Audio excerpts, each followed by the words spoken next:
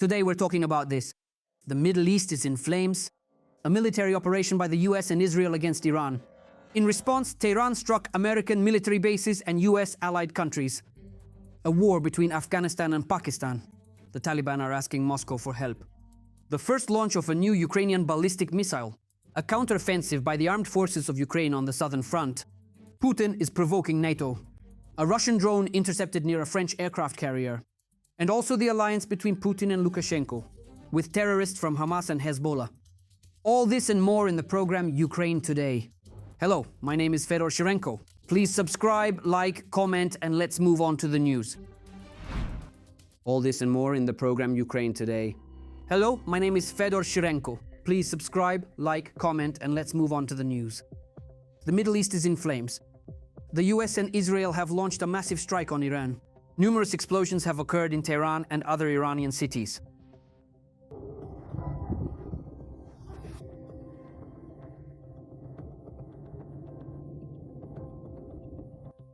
Beyond just the primary nuclear and military facilities, the precision strikes also focused on strategic positions of air defense and specific locations housing personnel from the Islamic Revolutionary Guard Corps. These coordinated operations were designed to be comprehensive, specifically aiming at the very top levels of Iran's leadership and their command structures across the region.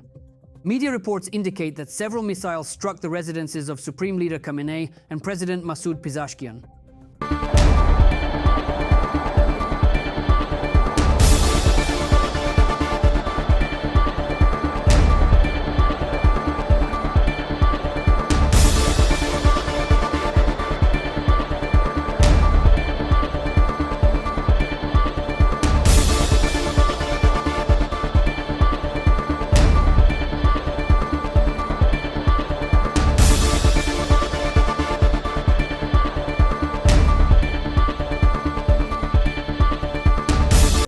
It is reported that the Supreme Leader and the President of Iran are safe. The Pentagon has named the operation Epic Fury.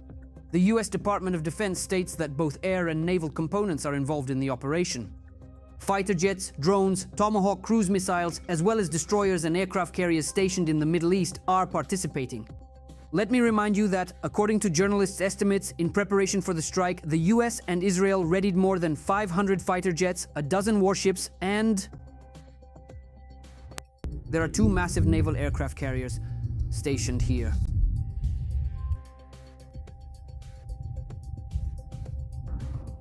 Fire from all weapons at all targets.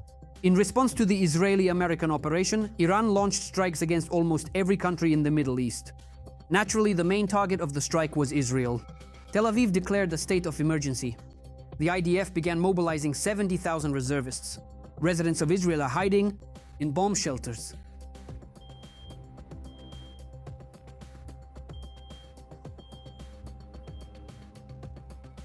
Iran did not limit itself to shelling Israel. Iranian missiles struck all Middle Eastern countries except Oman. In Bahrain, which is a key ally of Washington, missiles struck the headquarters of the US Navy's 5th Fleet in the Persian Gulf.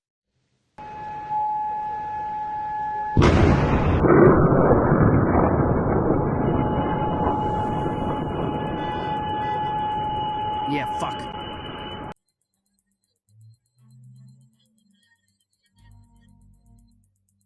In addition, explosions were heard in Saudi Arabia, Qatar, and the UAE.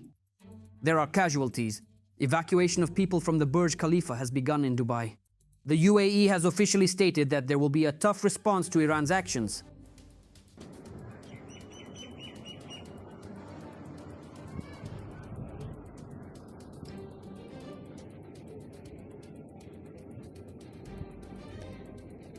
Well, what about Putin and Russia, you might ask?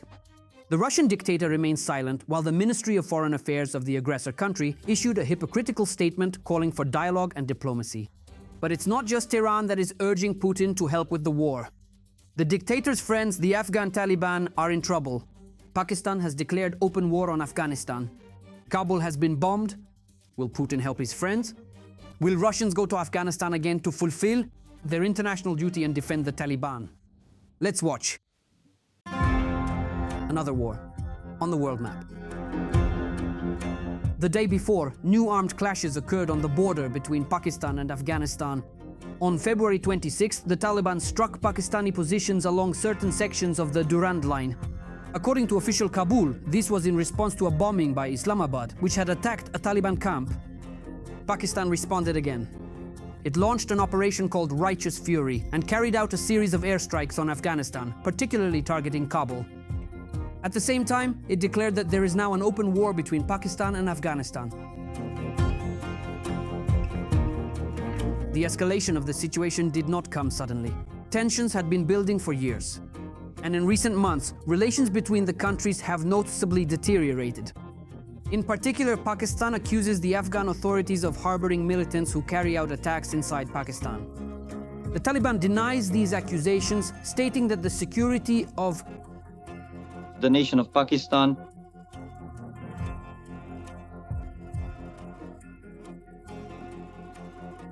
this situation is essentially just an internal problem of theirs. These ongoing and deeply rooted conflicts have gradually taken on a permanent systemic nature. In fact, if we look back historically, since the mid-20s, specifically from 1924 to 1925, there have consistently been several such intense and violent clashes occurring each year. And no one is planning to put out the fire? For every blow, there are two new ones in response. In response to the bombings of Kabul, the Taliban struck a nuclear facility in Pakistan. Whether there was actually a strike is unknown, but local media report about 100 dead and wounded as a result of the attack.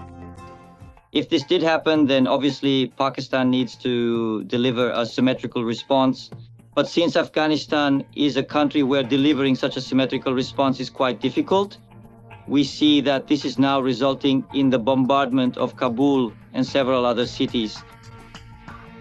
And it is possible that the war will now enter a rather prolonged period.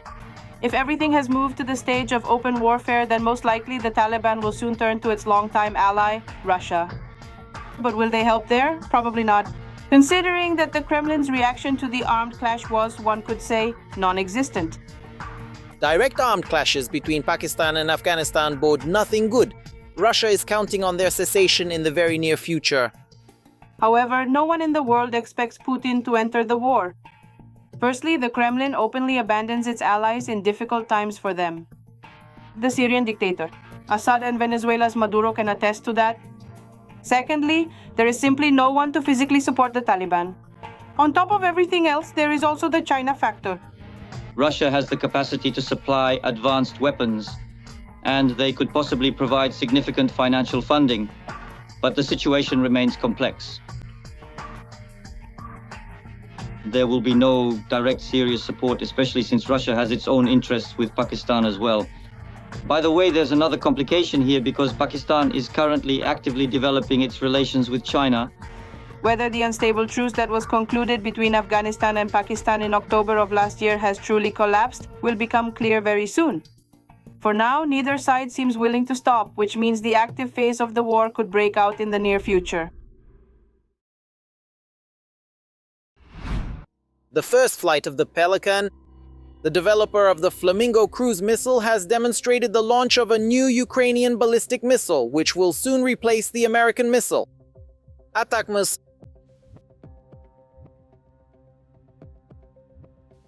The FP-7 ballistic missile will be named Pelican. The bird is launched from a ground platform. The stated specifications are as follows. Maximum flight range, 200 kilometers. Warhead, 150 kilograms. Speed, 1,500 meters per second. Circular error probable, 14 meters. Let me remind you that the company is also developing another ballistic missile, the FP-9, in parallel with the Pelican. It will be significantly more powerful, with a maximum range of up to 850 kilometers and a warhead of 800 kilograms. In addition to their success in missile development, the Ukrainian Armed Forces have achieved significant success on the front line. In the south, Ukraine's defense forces have launched a counteroffensive. Official Kyiv is in no hurry to share the news. But good news for Ukrainians keeps coming from the front. More details in our report. The Ukrainian counteroffensive does not stop for a moment.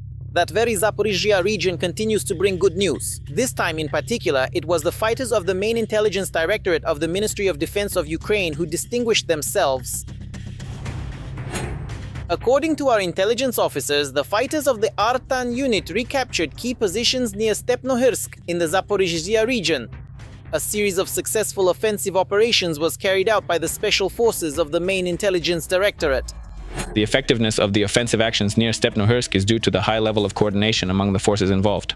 The assault groups operate with the support of heavy strike UAV crews, artillery, and other means of firepower. The fighters have significantly improved the tactical situation in this sector of the front and have also destroyed the advanced assault groups of the Russian army. We're talking about dozens of occupiers.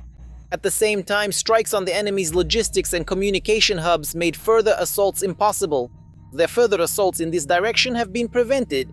Air assault units were also involved here, including Russian Airborne Forces VDV units.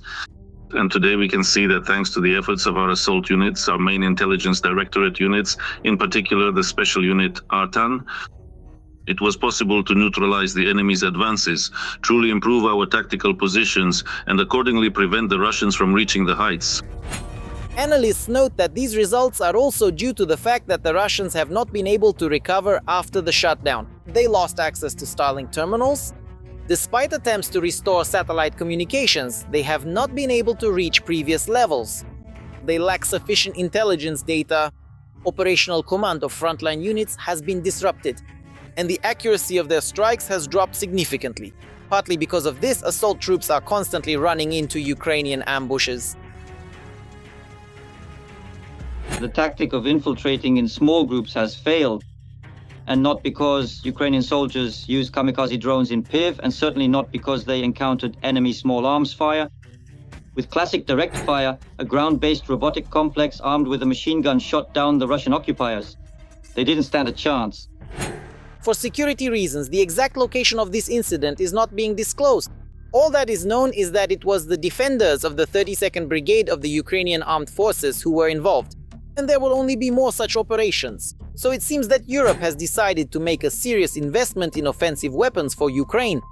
It is already known that France and Norway will finance the transfer to us of aviation munitions and surveillance systems worth about $460 million. The weapons will be supplied from the warehouses of the French army, which will allow Ukraine's offensive to build on its success in the coming months. This offensive is important not because of the amount of liberated land, but because the Ukrainian army is stabilizing the situation in the south and pushing Russian units back. At the same time, analysts note that today's successes of the armed forces of Ukraine are, among other things, the result of reforms carried out in the defense forces. The transition to a core system has essentially allowed command decisions to be made on the ground, rather than waiting for approval from the center. This also applies to decisions regarding strikes against the enemy, which has significantly reduced both the time needed to approve operations and increased the effectiveness of our attacks. Drones from the Ukrainian Special Operations Forces struck the area where the Bastion missile division is located in Crimea. This is a coastal missile system that was originally designed as an anti-ship weapon. However, its Onyx missiles are being used to strike Ukrainian cities and the ports of Odessa.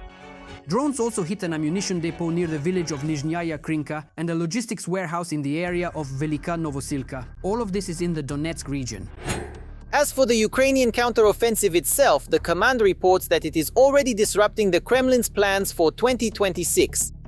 To support the retreating forces from Zaporizhia, Russia is transferring reserves that it had kept for the spring and summer of this year.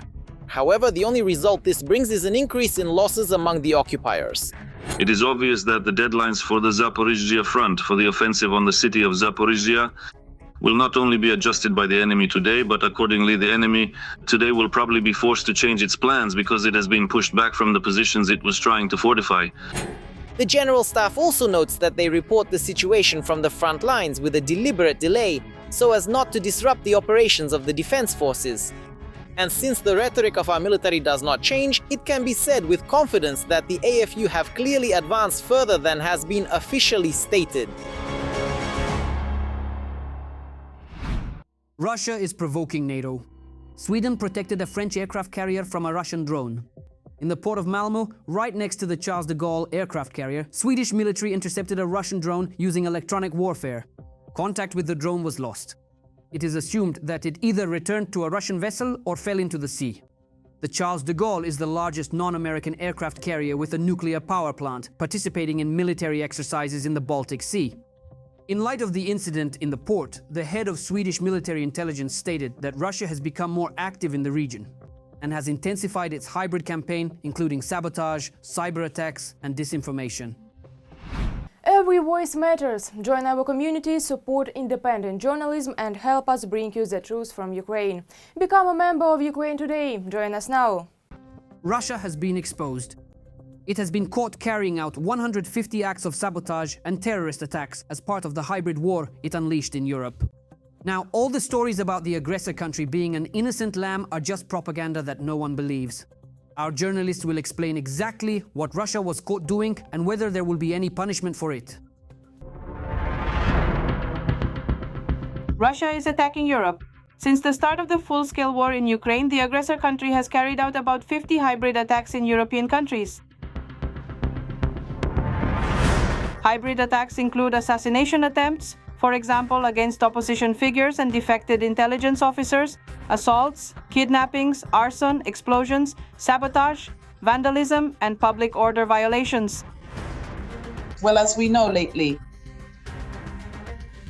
the Russian trace. This is evident in quite a large number of acts of sabotage taking place in different countries. These include the Baltic countries and Poland, and other elements of hybrid warfare, such as drone launches, we see in various countries.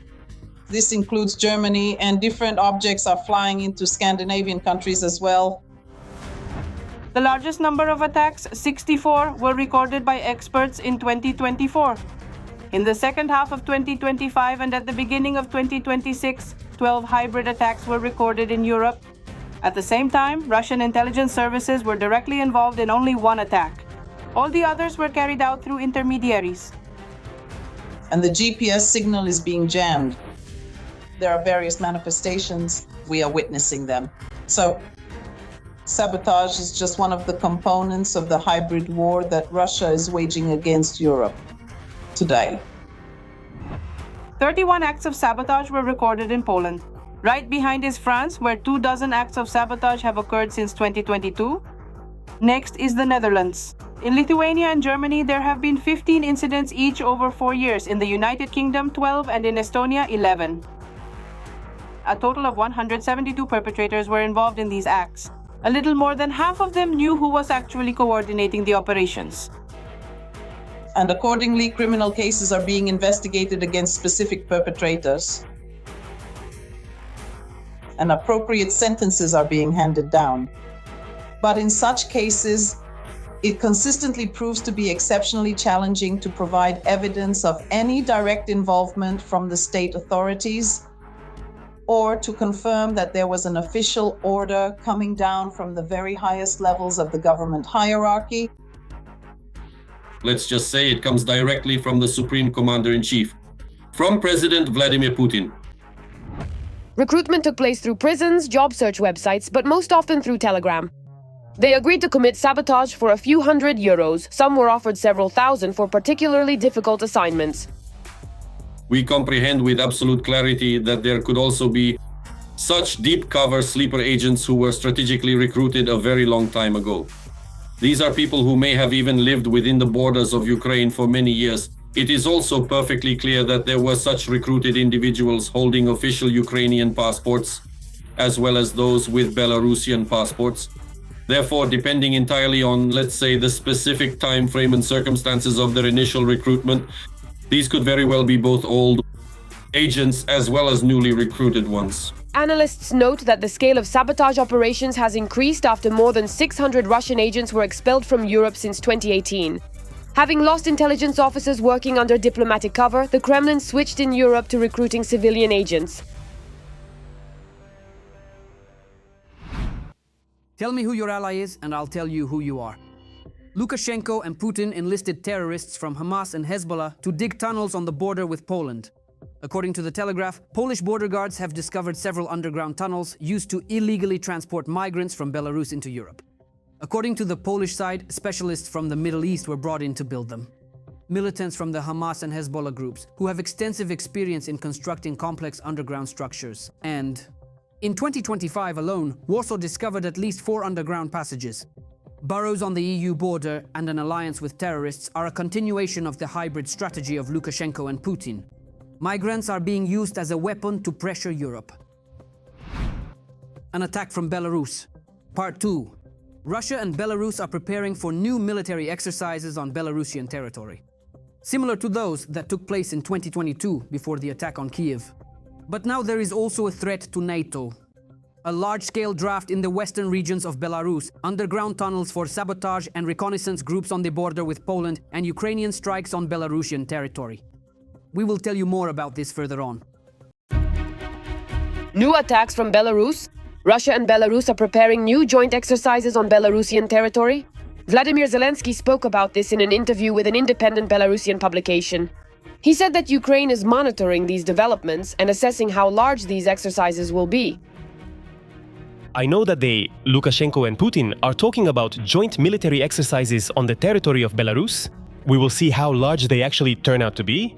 The last time they were held on a large scale, as you remember, the offensive against Ukraine began. Therefore, all of this poses significant risks for Ukraine, that's for sure. And I believe significant risks for Belarusians as well. About the fact that it's necessary to study the number of troops very carefully, as experts are saying. Based on this, we can analyze how great the threat is and what the Kremlin's plans are. That is, if we're talking about some kind of invasion of Ukraine. Kyiv 2.0, so to speak. Let me remind you that in 2022, a group of 40,000 Russian occupying troops participated in this invasion from the territory of Belarus. Can Russia currently afford that level of preparation? A 40,000 strong group? No. There is also no standard staffing for such a force. In order to attempt another invasion of Ukraine with the goal of reaching Kyiv, the Russian group would need to number between 100,000 and 150,000 troops. And it would be simply impossible to deploy such a force on the territory of Belarus without being noticed. And this would mainly be a group consisting of human resources. Therefore, these threats can be monitored remotely and simply acknowledged. Interestingly, according to experts, Ukraine will no longer hold itself back in the event of a threat. That is, if Russia carries out provocations on the territory of Belarus, then the Ukrainian Armed Forces will also strike targets on Belarusian territory. It should also not be ruled out that Russia may well resort to border provocations from the territory of Belarus. Again, along our northern borders. But I don't think that in this case Ukraine will show any particular tolerance toward the presence of Russians specifically on Belarusian territory, and their concentrated deployment there will be targeted by all the means we have at our disposal. Another factor is that military exercises are being prepared on the territory of Belarus. Mass conscription notices are being issued to men, both in Russia and in Belarus. And lately, people are being taken from Grodno and other cities in the west. And it's important to note that the Grodno region is close to the Suwałki corridor, a strategic area between Belarus and the Kaliningrad region. They are being taken quickly, sometimes without even having time to pack at home, sometimes straight from work, as women complain. Officially, the authorities say that this is a test of combat readiness and a response to the West's aggressive rhetoric. That's why such exercises are not just a threat to Ukraine. An attack on NATO is no longer something unrealistic, since Putin has already carried out hybrid attacks in Europe, and NATO countries are already actively preparing for combat. Moreover, it has become known that Belarus and Russia have involved Hamas fighters in the construction of tunnels in Poland. The official explanation is that these tunnels are for smuggling illegal migrants into Europe as part of a hybrid war against the West. However, experts do not rule out the possibility of sending in sabotage groups as well. It is incredibly difficult to even begin to imagine that these narrow tunnels could ever be used for a large-scale, comprehensive military invasion. Their primary purpose would much more likely be to clandestinely deploy and infiltrate small raiding sabotage groups, which would then carry out coordinated terrorist activities and destructive operations, while staging various provocations on neighboring territory. Is Ukraine ready to repel another Russian onslaught from the direction of Belarus? Yes, but is NATO ready for a war with Russia? NATO is absolutely not ready for a war with an adversary like Russia. Currently, there is absolutely not one single sovereign nation in Europe that is adequately, comprehensively, or even partially prepared for the sheer scale of the devastation that could potentially await it. In the unfortunate event of a full-scale, all-arms offensive military operation, that the Russian Federation might decide to launch against one of the member countries of the North Atlantic Alliance or the European Union. That is precisely why it is pointless to try to negotiate with Russia out of fear of provoking Putin, as most Western politicians are doing now. Putin only understands strength, and if he is not stopped in time, war in Europe could break out as early as this. A single year is the period of time it takes for the Earth to complete one full orbit around the Sun, consisting of 12 months or 365 days. Please subscribe, like, comment, and share this video. And we will definitely see you next time.